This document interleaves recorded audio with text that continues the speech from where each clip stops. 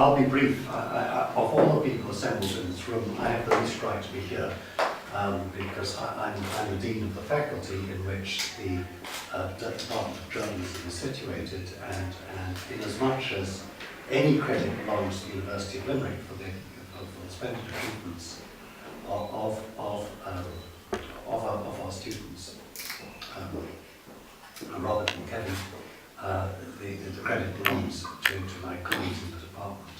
As you know, we're here today because Robert McNamara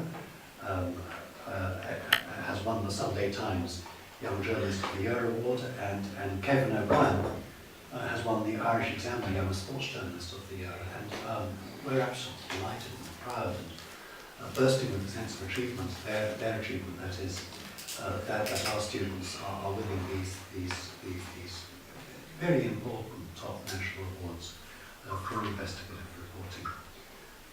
And you'll be hearing more from the people seated behind the table. But essentially, Robert won his award for a story about asylum seekers and the numbers that have died in state care. And the point of the story is not so much the numbers themselves of asylum seekers who have died in state care, but the fact that the Department of Justice doesn't actually know why they died, what that suggests about the extent to which these people actually receive the official concern and care that their cases would merit. And Kevin, the Irish Examiner's Young Sports Journalist of the Year, won his prize for a report that revealed that 7 county boards, including the Clare County Board, were fined nearly €5,000 for missing drugs tests. And it's again, it's a nice critical piece of investigative reporting. I know my colleagues take pride in equipping journalists not just with all the up-to-date, as it were, skills that they need in an increasingly multimedia and technologically sophisticated world of journalism, but that they also take pride in equipping them with the traditional skills and instincts that journalists should have when they leave university, an enthusiasm and a passion for identifying and writing news, and we're very pleased and proud of them.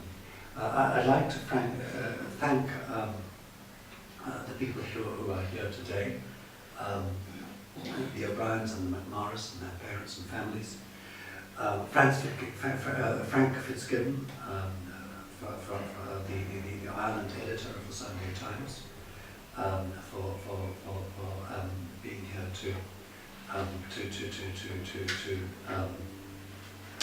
to award this prize, and Terry O'Reilly from the Irish Examiner, who's one of the sports editors there, and I'll hand over the proceedings to Mary. My name is Mary Dundon. I'm the head of journalism here at UL, and I must echo the Dean's words of welcome to you all, and to say that we are really proud of our 2 students here today, Robert and Kevin. They put a lot of hard work into these 2 pieces. They started off as 5,000 words. My colleague here, Emer Connolly, is the BA in Journalism course director, and both of these students are final year students in that programme. They'll be graduating in August. But they were up against a lot of competition, and the biggest challenge they had after that, Emer, was they had to reduce a 5,000 word piece to 1,000 words. So that took a lot of time, both because that was the word count that the Sunday Times gave them and the Irish Examiner. And I have to say, in Kevin's case, actually you published the story before he even handed in his final project, because he was afraid somebody else was going to stop him. So he sent it down to you, and we're really delighted to have both of you here, and to see that 2 of the top newspapers in the country are supporting upcoming journalists and acknowledging their work. So I'd like to call first of all on Sunday Times Ireland editor Frank Fitzgibbon, just to say a few words and to present the prize. I was going to say, I'm very pleased to be here, and I'd like to, the reason I'm here is because I believe journalism is very important, and it doesn't always get appreciated in this country, or indeed many Western countries now. But journalism is extremely important. I remember a previous Taoiseach, John Bruton, came to power, promising an administration which would be open, transparent, and accountable.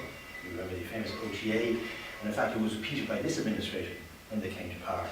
But in fact, in this country, information is not open, and actions are not transparent, and people are rarely accountable for what they do.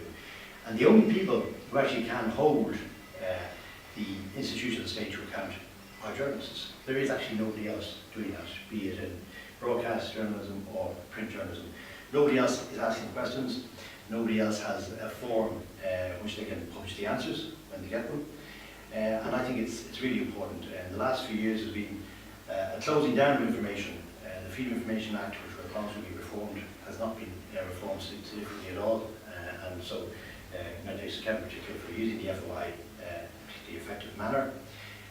It's expensive to do freedom of information requests now. It's a huge expense for newspapers.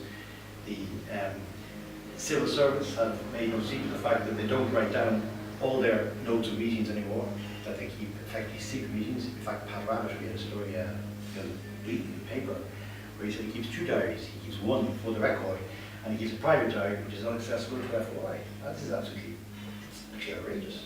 That, decisions have been taken by politicians and ministers which are not subject to any sort of oversight by the public.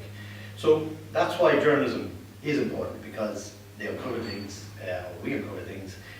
We ask questions, and if you want to be a good journalist, you just have to be, in the first place, nosy, very nosy. Don't take no for an answer, and just keep asking questions, and eventually you will get the answers. So, I'm very pleased to be associated with this award, and I'd like to congratulate Robert in particular, because he's the winner of the Sunday Times Award, Investigative Journalism. So, okay, congratulations. Thank you. Bye. I suppose, just echoing Frank's comments there, there'll always be work in these challenging times for the journalist that doesn't stay in the pack, and the journalist that looks for the story that's there that no one else has seen. I suppose in Kevin's case, when the story came in about drug testing on the GEA and 7 counties not a missing test, we immediately says we're not going to sit in this. First rule of journalism is you don't make a good story, so we decided to publish it. And the reaction it got led the sports agenda for 2 days, which is pretty good in the shortened news cycles that we live in. So I suppose it goes to show that although we're living in challenging times at the moment, and the future journalism will not be what it is today, it'll be in some other guise. The bottom line is that, as both award winners showed, that if you have the willingness and the news sense to follow something that you believe is a story, and that you believe that there's an interest there in the public to read that story, that you'll always create work for yourself. So congratulations, Kevin, you did that. Well done. Okay, well done.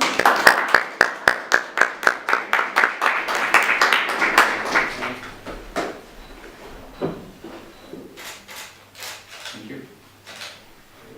I came across a story while I was on cooperative placement at Changing Ireland magazine, the national magazine of the local and community development programme.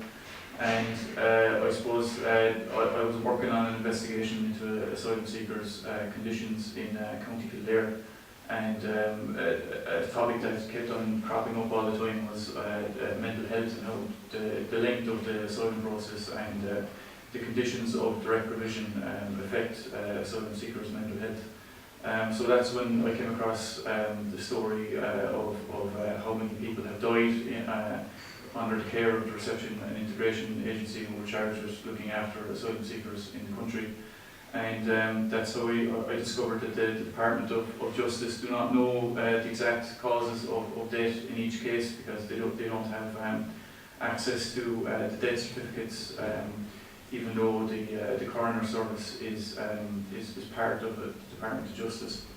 So I suppose I just hope that my story will add to the national debate on how we accommodate asylum seekers here in Ireland, how the state accommodates them.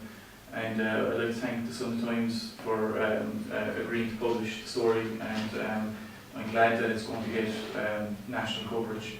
I'd also like to thank my FYP supervisor Ian Connolly, who was great. She provided me with a lot of mentoring, not only during the course of investigating the story, but over the course of the last 4 years in UL as well. I'd like to thank Mary Dunn, the senior lecturer in journalism, who was great and gave me a lot of advice when I was doing the story. And of course, I'd like to thank my family, my mother Mary, and my father Robert, and my wife Katrina for all their support in the last 4 years. So thanks very much. I suppose I came across the story. I was hoping to do something an investigation in GA. I was very interested in that. Myself and Mary, we kind of looked at a couple of different possibilities, but eventually I noticed that while there was figures for teams missing drug tests, there was never definitive teams named or reasons for why they missed drug tests. So I felt it was an important issue to look into. And I think the GA now is amateur or it's professional and all but names. So I think it's an important issue, and hopefully bring to the public domain. Maybe the next couple of years we'll actually be able to get to the bottom of why teams are missing drug tests. So I'd just like to thank the Irish Examiner. It's a huge honour to receive an award. I'd like to thank Terry Riley as well. I have to say, as I said, it's a huge honour, especially from a newspaper like the Examiner, where I think the sports pages are up there with the best in the country, probably are the best. I'm not just saying that because they got the award. As well, I'd like to thank Mary Dundon, my supervisor, for all the help she gave me. As I say, her experience was brilliant. Researching, investigating it, and she helped me along the right way. So you were a huge help. Finally, I'd just like to thank my parents, Brendan and Caroline, for all your love and support over the years. So that's all. Thanks very much. Well done.